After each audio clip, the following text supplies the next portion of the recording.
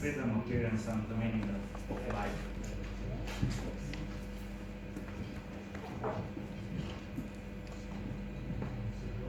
The current discussions about post-truth in media and politics develop the postmodern theory of the omnipresence of appearances. The latter is based on Nietzsche's account on appearances and perspectivism, which is linked to his philosophy of life. I will return to his aphorisms with the purpose to show that there are not only negative consequences of his theory on the current way of thinking and living, but also some positive ones, especially on the way in which one conceives the truth, the meaning of life, and the freedom. First part, words, things, and life. In the 12th century, the Neoplatonist Al-Enderli highlights an old medieval idea through a comparison that would later make history, the one between the book and the mirror, liber et speculum. All the creators of the world, like a book and like a painting, are like a mirror for us. Our life, our death, our condition, our fate, all are minutely inscribed. In the Middle Ages, the book was a fundamental symbol because the word was regarded as the book written by God. Next to the book of nature, the book of life was the one that contained the destiny of man.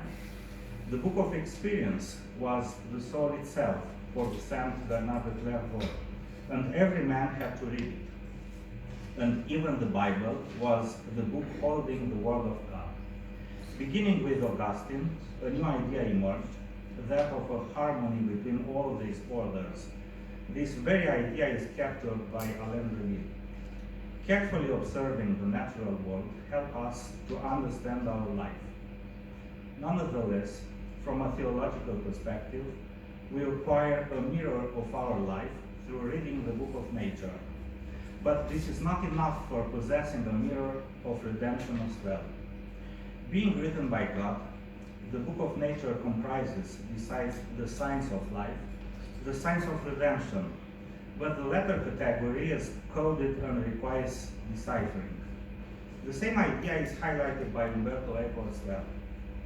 The book of creation is to be read between the lines, as its signs bear a reference that transcends them, reaching the divine author. In the order of things, Michel Foucault advocates the idea that similitude was at the center of Western knowledge until the 16th century, language functioning simultaneously as a mirror of the world and theater of life. As Foucault states, in the 16th century we can observe a conjunction between semiology and hermeneutics. Identifying the meaning is the same as placing resemblances in perspective. To know is to interpret, and approaching text and approaching things are similar in their nature. The world is full of signs that must be decoded, just like in the case of text. Language is still an integral part of the world, Foucault points out. Starting with the 17th century, language and things became separated. The words are no longer similar to the things they designate. They become an arbitrary system. In agreement with this assumption, the world no longer holds a pre-established meaning in which man can insert himself. Second part, from the meaning of text to the meaning of life. In the 19th century, Nietzsche elaborated this thought, speaking for the first time about the meaning of life. First using a fragment from 1873 to discuss the meaning of earthly life, it is then used again in an aphorism in 1875, in which he dwells upon the fate of philology and philologists, whose mission is to train the philosopher, who in his turn can say something about the value of life. Without clarifying whether the phrases the meaning of life and the value of life are synonymous here, Nietzsche specifies that the man is an individual solely through three forms of existence: as a philosopher, as a saint, or as an artist. In conclusion, the meaning of life is not a gift to everyone, being only acquired by the people with a well-defined individuality. And the reason why Nietzsche reaches the point where he approaches the meaning of life in this manner, Jean Rondin explains in his book Le Sens de la Vie, lies in the fact that life itself had reached the point where it did not hold a given meaning anymore. It cannot receive the meaning from outside, from the order of the universe, like in the previous centuries. And thus, we can find an explanation for the reasons why the meaning of life did not raise a question mark through so many centuries of philosophy. With Nietzsche, a new concept on the meaning of life is established, and this concept still holds its ground in our time. I quote from Jean Rondin, "Life only has meaning for an individual who decides for his life, turning it into a work of art." Third part, appearance and perspectivism. According to Nietzsche, the whole existence has a perspectivist character. The world is a network of forces that intersect, giving birth to configurations only marked by relative stability. Such a configuration is named by Nietzsche a will to power. Each will to power has its own perspective on its surrounding, a clearer perspective on its vicinity, and a more obscure one on what is in the distance. Quote, "Each power center, not just man, builds from itself the rest of the world. In other words, it measures it, it touches it, it molds it through its own will. Thus, each power center acts as a falsification of its proximity, which becomes more poignant the more we climb the biological sphere, beginning from the inorganic and ending with the human one. In the case of man, each perspectivist interpretation bears a certain value. Life is at home here, being permanently used as an instrument to increase power, as means to improve or preserve domination over others. The color and intensity of the lives the individual tells to himself depend on the specificity of the forces that govern him and of the particular will to power with which he identifies.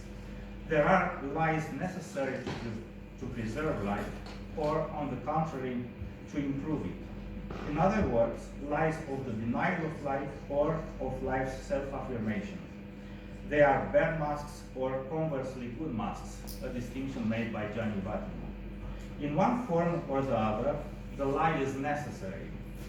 Moreover, it is inevitable.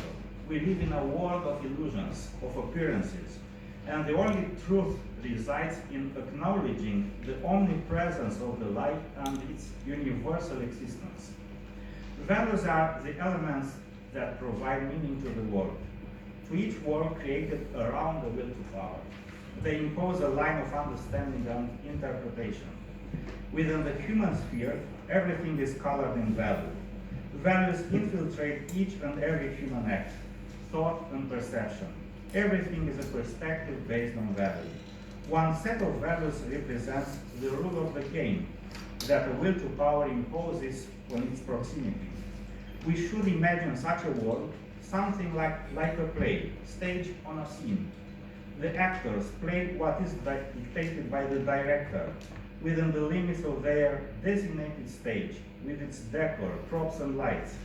The director is here the very light that sheds over domination, but he can, at any time, change the entire mise-en-scène, the whole play, and the actors, if not observant, can live under the impression that they are playing their parts in the old play, without understanding that the show is a completely different one. The whole play can be different when a new value is imposed on everyone, thus becoming universal. Believing in it changes the perspective on the world. A weak man suddenly becomes strong when he believes in something. The appearance of a new value and its universalization changes the entire world, like in the case of Christianity. However, not only religion is always subject to change, but also the boundaries of the stage on which the play is being acted out. The stage is continuously modified. New characters are joined in, new roles are being handed out, new sets of decor appear. Even the old characters undergo a ceaseless transformation.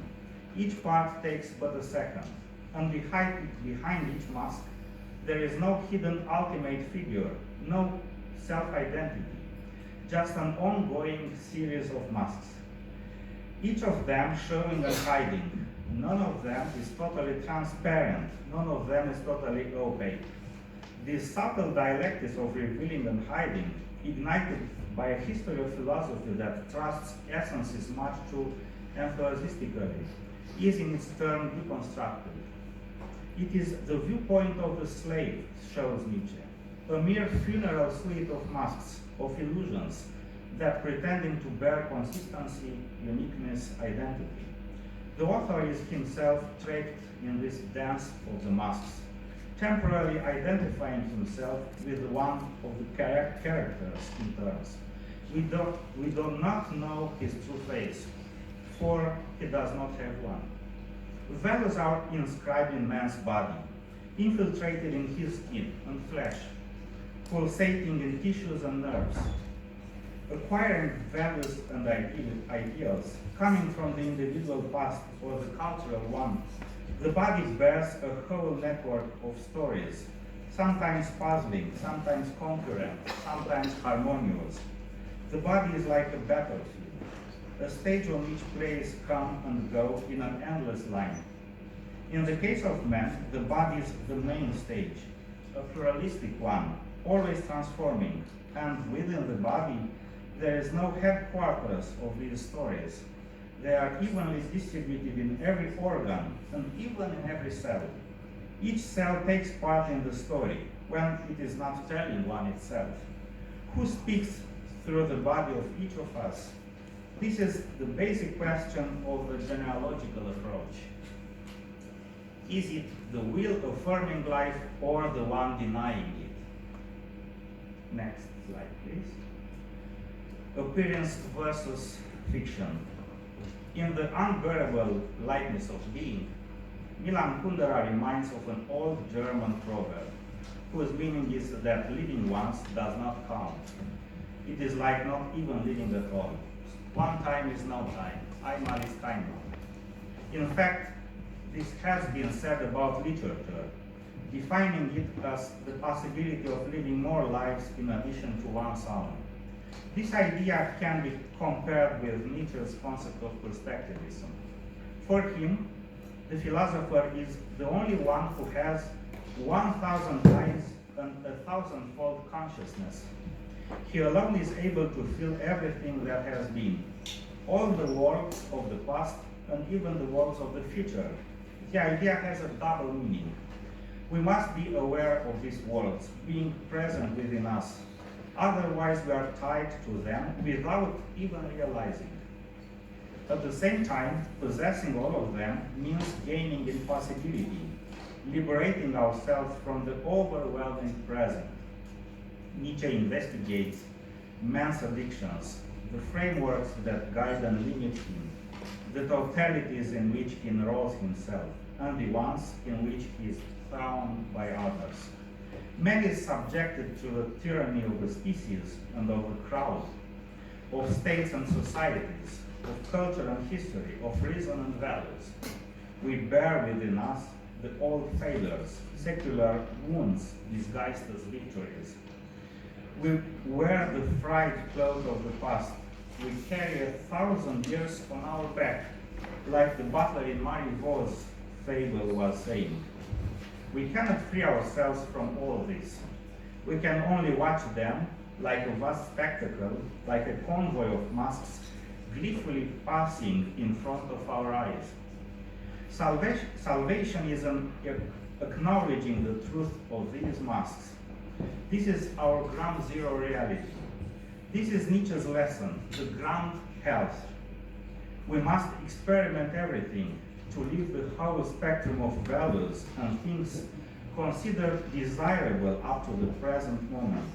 To know all the feelings of a conqueror and of an explorer, the feelings of an artist, a saint, a lawmaker, a sage, a scientist, a believer, a devout. This means living life in the most dangerous way. To recognize them in ourselves and to say yes to them means, in fact, to freeze them. Nietzsche writes in Ecce Homo. To understand the fact they are just passing, to look at them with detachment, this is the true freedom of the grand health. This way we could become once again free to design new possibilities, this time our own, not coming from any form of otherness. Our horizon becomes free again, like a new land, still unknown. The angst in front of the abyss of limitless but also directionless freedom brings endless joy to the new philosopher with 1,000 eyes and 1,000-fold consciousness. The joy of a new infinity, the joy of all possible beginnings. We shall now face all his possibilities, all his potential worlds. Just like the prose of Borges, from each place and each moment several possibilities can spring, several versions of future open up. Each and every moment registers a choice, so consequently the refusal of numerous possibilities. The decision means elimination, rejection, cruelty, for it is not a mere decision on one's future, but also on the future of others. One decision can be epochal and still not conclusive. Far from being a duty towards others, the decision is a duty towards yourself, a duty of being cruel, of becoming the master, of forcing your way onto the others, shows Nietzsche. With Nietzsche, time is circular, but circularity is also a form of continuity, of now coming after another now. Time is not plural, it is one. It does not have branches. There are no parallel times like in fiction. Parallel worlds do exist like Leibniz monads, but all within the same time. On the contrary, fiction allows the parallel times, ramifications lacking any sense of logic, pure hazard. After the death of God and of the moral imperatives, Nietzsche's advice is existential. He urges us to live every moment like it were to repeat itself for infinity. Opposed to this, literary fiction urges us to become aware of the existence of multiple possible worlds. This idea is excellently formulated by Paul Ricoeur in terms borrowed from Heidegger. Next slide, please.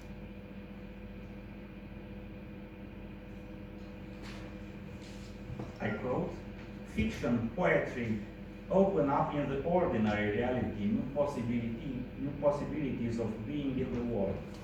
Fiction and poetry focus on the being not according to what is given, but to what could be." Or, in Cuza's words, we could say that literature performs imaginative variations on the real, with everyday reality going through a metamorphosis. And in the end, the conclusions. Next slide, please. Which are the positive consequences of Nietzsche's account on appearances and perspectivism? Firstly, we gain a concept of freedom as the grand health, becoming conscient that we bear within us a convoy of illusions coming from outside, experimenting all of them, saying yes and freezing them, so that the new infinity of possibilities appear.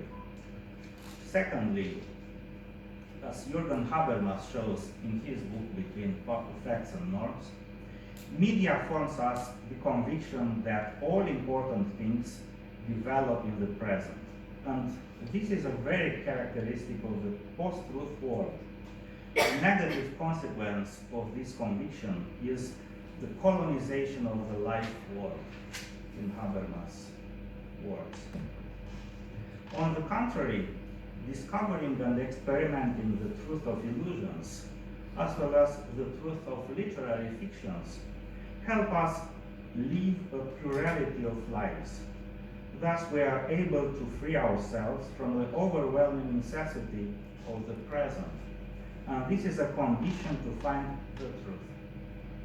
Thirdly, the idea of multiple perspectives about reality is also important in order to discover the intersubjective freedom. This idea is developed by Hannah Arendt in her book, The Origins of Totalitarianism. The public or politic freedom, which depends on pluralism and perspectivism, is prior to the individual freedom, being in fact the condition of it. On the contrary, the totalitarian regimes want to impose to men a unique point of view about the reality, presented in general as a scientific and objective one, but being in fact a distortion of reality and truth, and consequently the falsification of man's being. Thank you very much.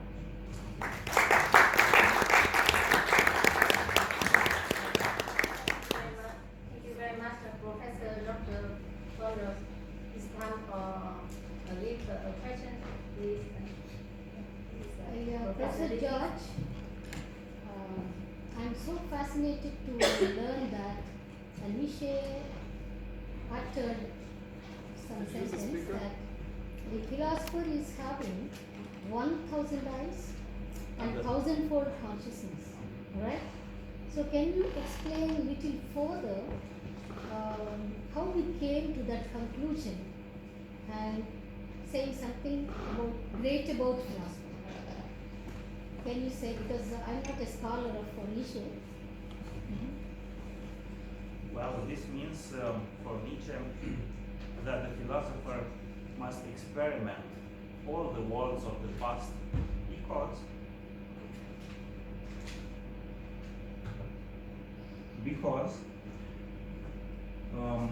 this is very important for us.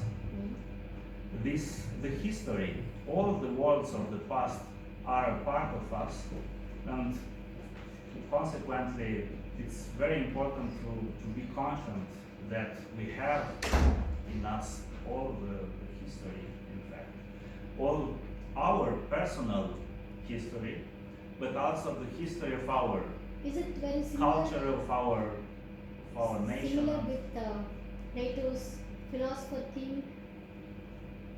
His elaborated theory of philosopher king according to Plato, because of So the philosopher king for Plato is, I mean, a political concept, a little bit political concept.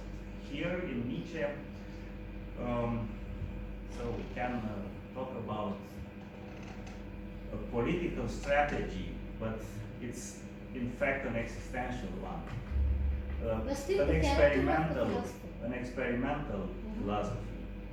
So the experiments that we made on ourselves. Of course, for Nietzsche, the relation between people is always a relation of domination, of power. But this does not mean that we can experiment on others. Yes, we experiment only on ourselves. The values inbuilt in us Yes. will increase the power according to Yes, Nietzsche. of course. Okay? Thank you with Professor Bondor. I don't think I I think can. Mics are working. Yeah. In front there. Those are these mics are working. So good morning, Professor. Thank you for that eloquent and beautiful meditation on freedom. I'm interested in the last point you made on the political implications of Nietzsche's view. And my question is really one about Nietzsche in his own context. What forces, what political forces then do you think he was reacting to? I mean, we know the philosophical, systematization of Hegel, he rejects, and that follows that makes a lot of sense in terms of his concept of freedom, which you presented. But was there anything in his own day, politically, that he was reacting to? Thank you very much for these provocative questions. The conclusion about Hannah Arendt is not, in fact, a direct relation between Nietzsche and Arendt.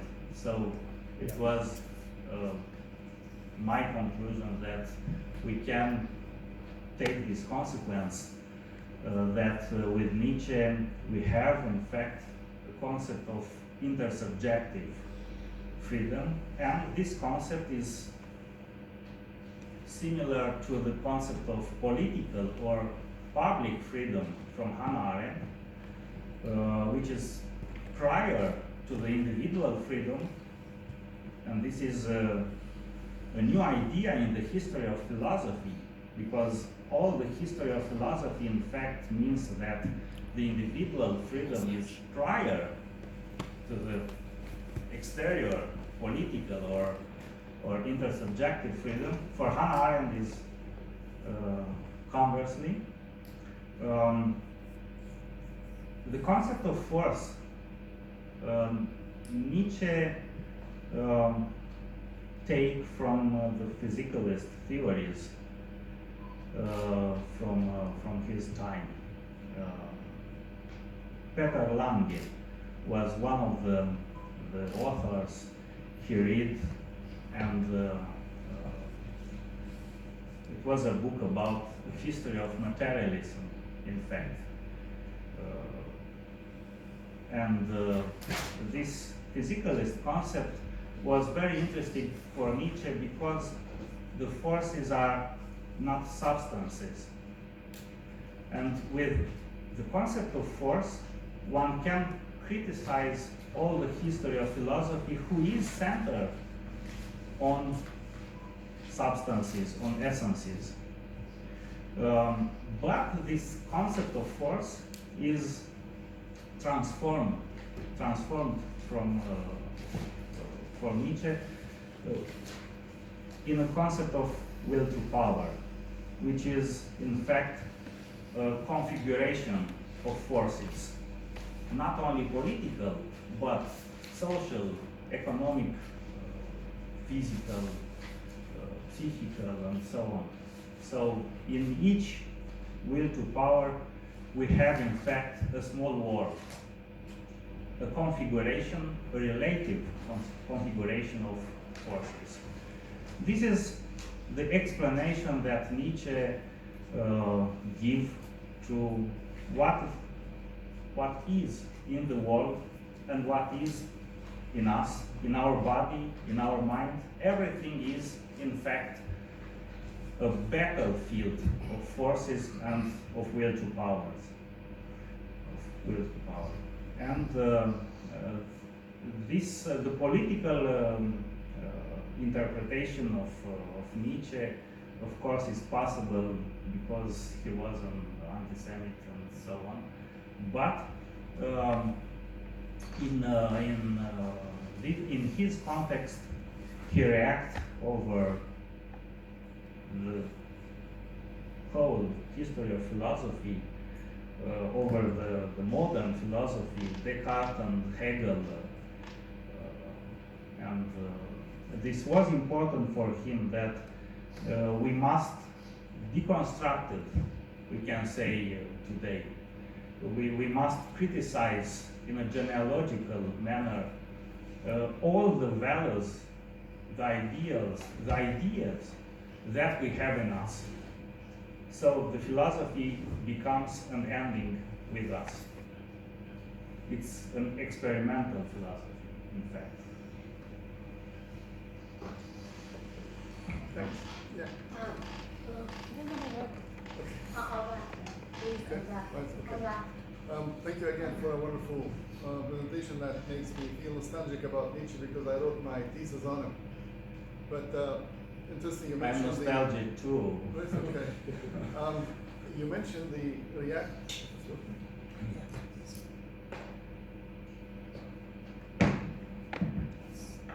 it working? Okay. So you mentioned that Nietzsche is against the substance, against the established before, the way Aristotle did later on. But I would argue that Nietzsche, you talked about deconstructionism correctly so. But wasn't he establishing another aspect of a dynamic substance instead of a static one that Descartes and company established? Because as far as we know, I think Nietzsche is among others who established existentialism, the positive existentialism in the sense that there's me. Against, let's say, what Sartre mentioned later on, that nihilist existentialists were there. So, are we not talking about re-establishing oneself, but not as a static substance, but as a dynamic substance that depends on me to do that?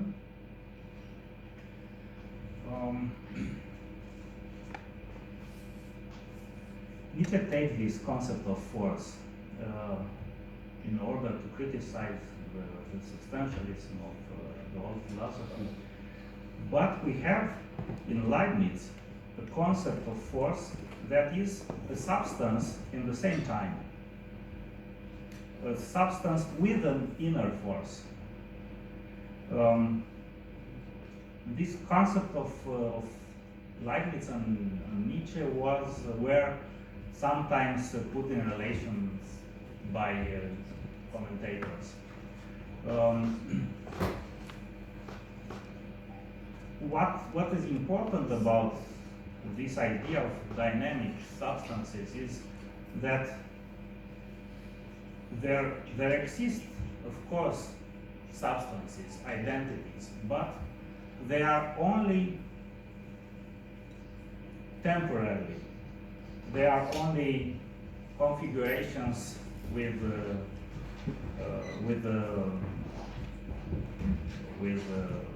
particular and temporary existence. They transform each time in every moment, so it's not a negation of identities, but what we mean as identities is in fact for Nietzsche a falsification of the reality, which is in transformation, always in movement. One question for Olga, and I think that it's time to start the leaders answer something. So thank you. It's working. It's working? Thank you very much, Professor, for your deep presentation, especially for trying to focus on positive ideas and points written by Nietzsche. Yes. But you mentioned not only Nietzsche concepts and also some another conceptions, and quoting Habermas, we are able to overcome our present day. And if you agree with Habermas, where we go? If we overcome the present day, but we live in present, where we go? To the future or to the past? And where is truth? In the future or in the past? Thank you very much. It is in your conclusions. We go to the future and to the past in the same time, in fact, because we have the past in us, but we have the future in us at the same time, as a projection to the possibilities. in this context, I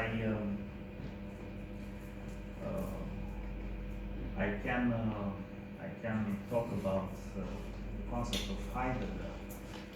The projections, possibilities give us the chance to become conscious of what are the possibilities we choose for a projection, so that we became authentic beings. So not all the possibilities are in fact possibilities to becoming authentic. There are possibilities that are inauthentic. So what I think in this context is that it is possible to overwhelming the present. I link to the conference from yesterday about the meaning of life of Professor Bondor. The meaning of life can be related to the present in two manners.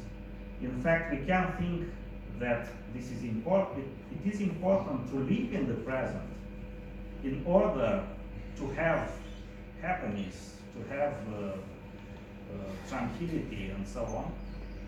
But in existential perspective, we can think to live in the present is to live inauthentic, non-authentic, because the present is a world of objects, a world of something exterior to us, and we become not ourselves, but we think that we are objects between the other objects of the world. So that if we think in the context of Christianity, the authenticity is possible only if we direct ourselves to the absolute future, in fact. If we have in mind the absolute, the ultimate future, and we turn with this meaning, this is not a determinate meaning, but this is in fact becoming free to give us the meaning, to find the truth. For that, it is necessary to deconstruct the false truths in which we live every day. Yes, what is It's from the Christianity perspective, but Nietzsche rejected Christianity. Yes. It's a long discussion It's not, but it's so. For future conference. Christianity. And our identity can be found only in present. Thinking about the future. I think there are too many questions. Okay, thank you very much. But